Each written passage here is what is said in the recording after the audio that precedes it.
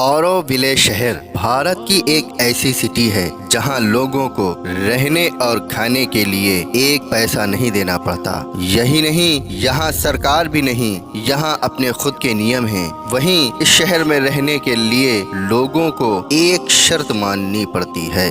भारत अपनी खासियतों से घिरा हुआ देश है। यहाँ कई धर्म, जातियाँ और अलग अलग भाषाएं हैं, जिस वजह से ये देश को सबसे अनूठा बनाती है। हालांकि देश हो या विदेश, हर जगह की व्यवस्था बनाए रखने के लिए एक नियम और कानून तो होते ही हैं, जिसका पालन वहाँ के निवासियों को करना पड़ता है। लेकिन भारत में एक ऐसा अनोखा शहर भी है जहाँ कोई सरकार नहीं है, फिर भी ये शहर बड़े ही नियम कायदों के साथ चलता है। भारत का एक ऐसा शहर, जी हाँ, और हैरानी की बात यह है, यहाँ रहने से लेकर खाने तक के लिए एक पैसा ना ऑरोविले ही देना पड़ता है। अब आप भी सोच रहे होंगे ऐसा शहर भारत में नहीं हो सकता, लेकिन ये भारत में ही है। अगर आपके लिए भी मन में ऐसी जगह पर रहने की इच्छा जागी है तो चलिए आज हम आपको इस शहर के बारे में बताते हैं। क्या है इस शहर का नाम, जहाँ ना कोई सरकार है, ना कोई धर्म और ना ही रहने खाने के लिए पैसे देने पड़ते हैं। उस शहर को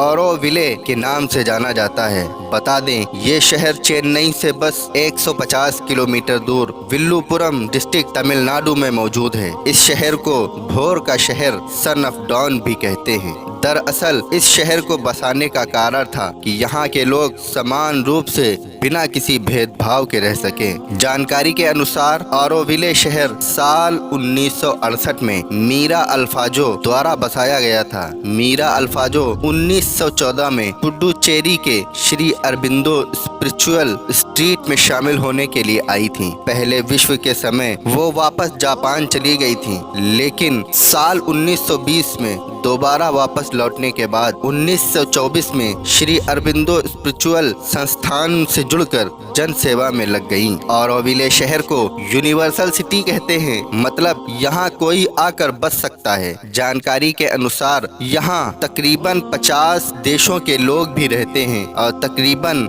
यहाँ 24,000 लोगों की आबादी है। यहाँ रहने के लिए बस एक शर्त रहेगी, आपको यहाँ सेवक के रूप में रहना होगा, क्योंकि यहाँ ना ही कोई धर्म है और ना ही कोई देवी देवता की पूजा होती है। यहाँ केवल एक मंदिर स्थापित किया गया है, जिसे मार्त मंदिर कहते हैं। यहाँ लोग मेडिटेशन और योग अभ्यास करते हैं। शहर में बना है खुद का बैंक। ऑरोविले में कागजी मुद्रा का आदान प्रदान किया जाता है। यहाँ के लोग कैश पेमेंट नहीं रखते, हालांकि यहाँ के लोग बाहरी लोगों के साथ पैसों का लेन देन कर सकते हैं। करीबन 35 साल पहले इस शहर में एक फाइनेंशियल सर्विस सेंटर को भी शुरू किया गया था। ये सेंटर यहाँ के लोगों के लिए एक बैंक के रूप में काम करता है। यहाँ के निवासी इस बैंक में अपना पैसा ऑफलाइन और ऑनलाइन रूप से जमा करते हैं। ऑरोविले का आर्किटेक्चर और टाउन प्लानिंग सुविधा है। इसमें अभिलेखीय सुविधाएं, ऑडिटोरियम, 40 उद्योग, खेती, रेस्तरां,